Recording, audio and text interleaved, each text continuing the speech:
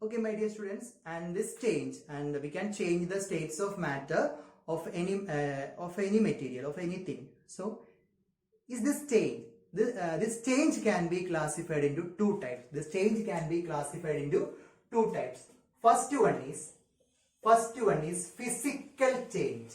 First one is physical change. What are the three states of matter? Solid, liquid, and gas. So we can change the matter. We can change the matter by boiling and cooling. So this change is two types mainly. What are they? Physical change and chemical change. Physical change and chemical change. Okay.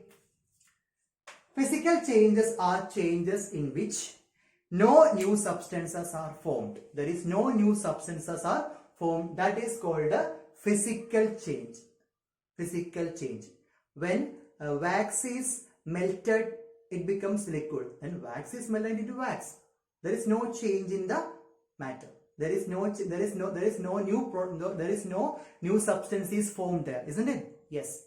Okay, when water is cooled, it becomes what? Ice. When water is heated or boiled, it becomes what? Water vapor. So, there is no new substance is formed. There is no new substance is formed. It is the forms of matter.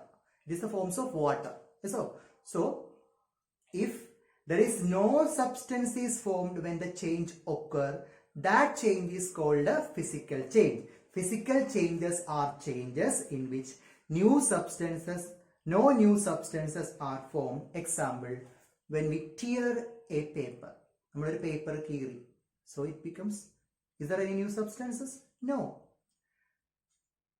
There is no new substance is formed. So then what is chemical change?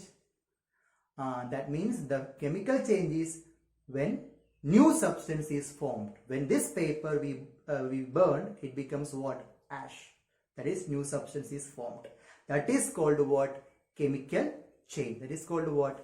Chemical change. Okay. So this is physical and chemical change. Okay. So these are the first two topics of this chapter. And finally, we are going to discuss the last topic of this chapter. It is solutions. Solutions. Okay. Let's take some sugar and a vessel of what? Water. A glass of water. We can dissolve this sugar in what? This water. Isn't it? Yes. So, it becomes a liquid form.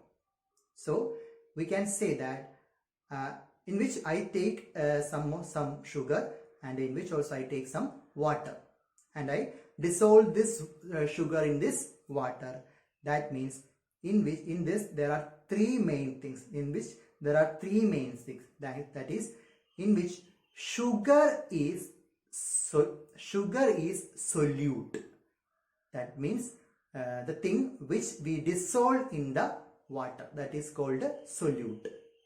The water is the solvent. The water is the solvent. That means in which the solute is dissolved, that is called a solvent. The combination of this solvent and solute, the combination of the solvent and solute is called a solution. Okay. What happens if you add a tablespoon of sugar of glass of water? Sugar dissolves, isn't it? Yes, sugar dissolves. We say that the sugar is soluble in water. We can say sugar is soluble in water. So is there any other thing that is soluble in water? Salt. What is? Yes, salt. So salt is also soluble in water. We say that the substance that dissolved in liquid, in here sugar is dissolved. So sugar is called a solute. Sugar is called a solute. And the liquid, that means water. The liquid in which a solute dissolves is called what? Solvent. Is called a solvent. Okay. And the liquid that we get after solute dissolves in a solvent. Solute dissolves in a solvent. Solute dissolves in a solvent called what? Solution. The combination of solute and solvent is called a solution. So, in here, sugar is the solute and water is the solvent. Sugar solution is the solution. Okay.